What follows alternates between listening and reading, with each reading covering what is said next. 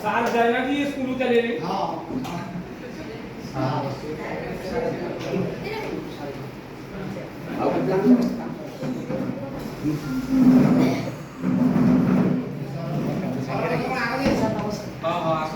कौन है बापा मोर पिलाटा छोट बड़ू नुह मझे खेली गोटा पड़ेगा आगे चाकरी पारे किसी करें गाँ स्कूल पढ़ुँ आम जो रोलू गाँ स्कूल पाठ पढ़ुला एवं आम पड़े आस पाखक आम चाहूँ आप स्कूल ना सब विभिन्न प्रकार अच्छे विभिन्न प्रकार अच्छे 21 आइटम ये पूछते आज तक हम स्कूल रे एते पिला तेती मेरे स्टाफ ना ये गसर उठे होची के जाई झाड़ा फिरलानी हमने आपको एडमिशन करी ये तो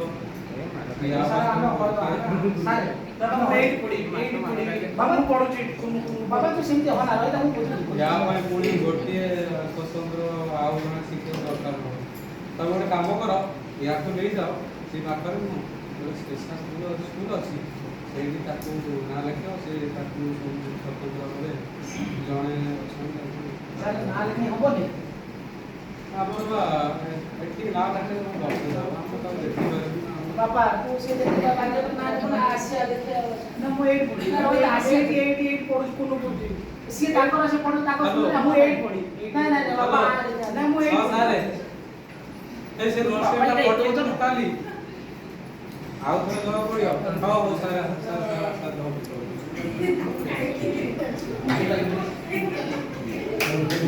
ସେଇଠି ଥାଉ ଗେଟ୍ ହେଇଗଲା ଛାଡିତେ ପଡିବ ଆଉ ଦେଇ ଏକାଥରେ ଦେଇ ହଉଛି ତମ କଥାଟା ହବ ଦି ଜଣ ଏତେ ହାରାମି ମାଷ୍ଟର ପାଠ ପଢେଇ ଛୁଆକୁ ଘଣ୍ଟା ନେଇଯିବେ ବେକରେ ଡାଲି ନେଇଯିବେ ଧର୍ମ ନେବେ ଉପଚାର ପାଇଁ ମୁଁ କଣ ଜାଣିନି ମୁଁ ଯାଇଥିଲି ପାଠ ପଢିବା ପାଇଁ ମୁଁ ପୁରା ଆଡମିସନ କଲି ଜାଣିଛୁ ସମସ୍ତେ ଜାଣିଛ ସେ ମାଷ୍ଟରକୁ ବାଟ ଲେଖି ଯଦି ମୋ ପୁଅ ଆଡମିସନ ନ କରେ ଦେଖ କଣ ଅବସ୍ଥା କରିବି ସେ ମାଷ୍ଟର ଆସିବ 9:30ରେ ଯିବ 3ଟାରେ ମୁଁ ବାଟରେ କଣ ଦେଖୁନି ମୁଁ ଯାଇଥିଲି ଗୋଟେ ପାଠ ପଢିବ ନା ଲେଖୁ ନା ଆଜି ଯଦି ନା ନ ପକାଇ ଦେଖିବ ମୁଁ କଣ ଅବସ୍ଥା କରିବି PO DO DS AXS ସମସ୍ତ କତି ଯିବି MLA କତି ଯିବି MP କତି ଯିବି ସେ ମାଷ୍ଟର ପାଠ ନା ଲେଖନ୍ତି ନାହିଁ ଦେଖିଆ କୋ ଯାଇ ଯାଏ କେତେ କଣ କରିବେ ମାଷ୍ଟର ଦେଖୁ ମାଷ୍ଟର ଆଇ ସରପଞ୍ଚ କଣ ହେଇଛି କଣ ନେଇକି ଆସିନ କଣ ନା ଦେବ ତାଙ୍କର ସବୁ ଆସେ କରୁ ନମସ୍କାର अरे ମୁଁ କହିଲି ସେଠି ନା ଲେଖି ଆପଣ ପୁଣି ପଳେଇ ଆସିଲେ ପୁଣି ଦୁନିଆ କାମ ଅଛି ମୁଁ କଣ କରିବି ନାଇଁ ନାଇଁ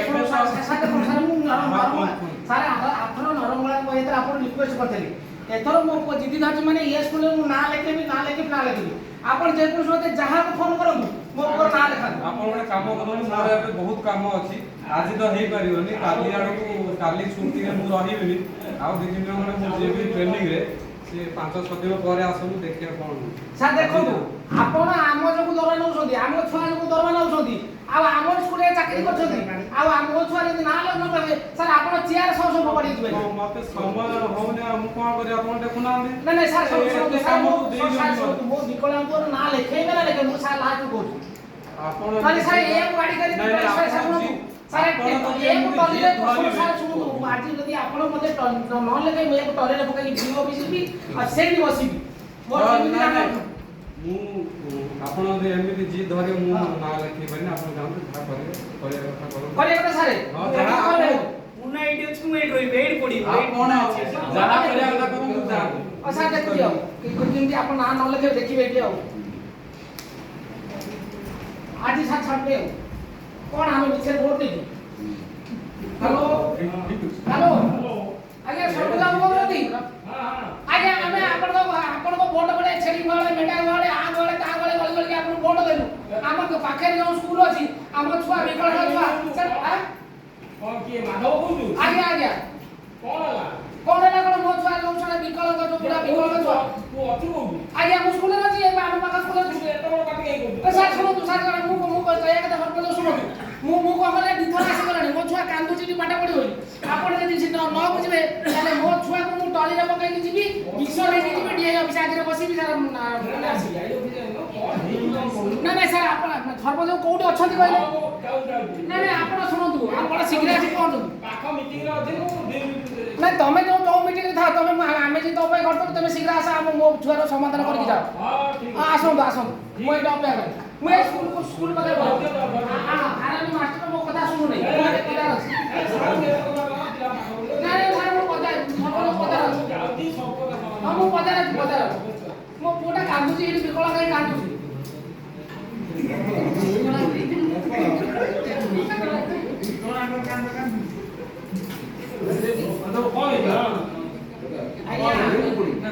ସାର୍ ଏଠି ଅଛନ୍ତି ବସନ୍ତୁ ଆଜ୍ଞା। ସାର୍ ମୁଁ ଆମ ସ୍କୁଲ ଏ ପାଖ ସ୍କୁଲ ମୋ ପୁଅଟି ମଲ୍ଟି ଗ୍ରେଡର କ'ଣ ଏଇଟା ଏଚଡି ଜାଣିପାରୁନି ବିକଳାଙ୍ଗ ମଲ୍ଟି ଭିଟାମିନ୍ ଆଉ ସେ ତାକୁ ଶୁଭୁ ନେଇ ଘୁଷୁ ନେଇ ଆଉ ବିଭିନ୍ନ ପ୍ରକାର ତାର ଅଛି। ପୁଅଟା କିନ୍ତୁ ଜିଦି ଧରୁଛି ଏଇ ପାଖ ସ୍କୁଲରେ ପଢ଼ିବ। ତାହେଲେ ଆମ ସ୍ୱାମୀ ସ୍ତ୍ରୀଙ୍କର କଥା ହେଉଛି ଆମର ଏଇ ଏକରି ବେଳା ବେଶୀ କିଶନ ଆଗକୁ ନାହିଁ କି ପଛକୁ ନାହିଁ। ତାପରେ ସିଏ ଆମ ପାଖରେ ରହିଲେ ଆମେ ଟିକେ ତା ଭଲ ମନ୍ଦ ବୁଝିବୁ ଆଉ ଟିକେ ତାର ଉନ୍ନତି ହେବ କେମିତି ଆମେ ଟିକେ ଚେଷ୍ଟା କରିବୁ। ସେ ସବୁବେଳେ କହୁଛନ୍ତି ସ୍ପେଶାଲ ସ୍କୁଲକୁ ଆମେ କ'ଣ ଜାଣିନୁ। ସେ କହୁଛନ୍ତି ସେଇ ସ୍କୁଲକୁ ଯାଅ। ଆମେ ସେଇ ସ୍କୁଲକୁ ଗଲେ ଆମେ ଦେଖା କରିପାରିବୁନି ଆମର ଘର ଦୂର ହେଉଛି। ସେ କାହିଁ କହୁଛନ୍ତି ସେ କଥା। ଠିକ୍ ଅଛି ଆଜ୍ଞା ପିଲାଟି ପାଠ ପଢିବ ତ ଆଜ୍ଞା ଆଜ୍ଞା ଏଇ ସ୍କୁଲରେ ପଢିବ। ଆଜ୍ଞା 2 ଜଣ ସ୍ୱାମୀ ସ୍ତ୍ରୀ ମାଇଣ୍ଡ ସେଟଅପ୍ କରୁଛ ଏଇଠି ପଢିବ। ହଁ ସିଏ ମୁଁ କରିଛି ଇଏ ବି ଏବେ ସାର୍ କହୁଛନ୍ତି ତା ନାଁ ଲେଖା ହେଇପାରିବନି। ହେଇପାରିବନି ନା କେମିତି ହବନି ହବ ନା। ସାର୍ ଆମ ପ୍ରଧାନ ଶିକ୍ଷକ କିଏ? ସାର୍ ଏଇ ବଛନ୍ତି କ'ଣ ହେଇଛି ତା କ'ଣ ପିଲାଟାର ନାଁ ଲେଖା ହଉନି? ସେ ମୁଁ କହିଲି ଆମର ଏଠି ବହୁତ କାମ ଅଛି କହିଲେ ଆଉ କିଛି ଦିନ ପରେ ଆସ। ନା ବହୁତ କାମ ମାନେ କ'ଣ ମାଟି ଖୋଳା ବଗିଚା ତାଡ଼ିଆ ଏଇ ସବୁ କାମ ଅଛି। ଏ ପିଲାଙ୍କ ପାଠ ପଢା କାମ ତ ସବୁ କାମ ଥିଲେ ବହୁତ କାମ ଦେଇ ଦଉଛନ୍ତି। ମୁଁ ସାରା ଆପଣଙ୍କୁ ଏବେ ନିୟମ କାନୁନ କଥା ବୁଝେଇବାକୁ ଚାହୁଁନି। ବହୁତ କଥା ଅଛି ସେଥିରେ ବିଭିନ୍ନ ସରକାରୀ ସ୍ତରରେ କେନ୍ଦ୍ର ସରକାର ରାଜ୍ୟ ସରକାର ଆମ ନିପୁଣ ଭାରତ ନିପୁଣ ଓଡ଼ିଶା ଏବଂ ବିଭିନ୍ନ ଯେଉଁ ଶିକ୍ଷା ଅଧିକାର ଅଧିନିୟମ ଅନୁସାରେ ସମସ୍ତ ପିଲା ଆପଣଙ୍କ ବିଦ୍ୟାଳୟରେ ନାଁ ଲେଖେଇ ପାରିବେ।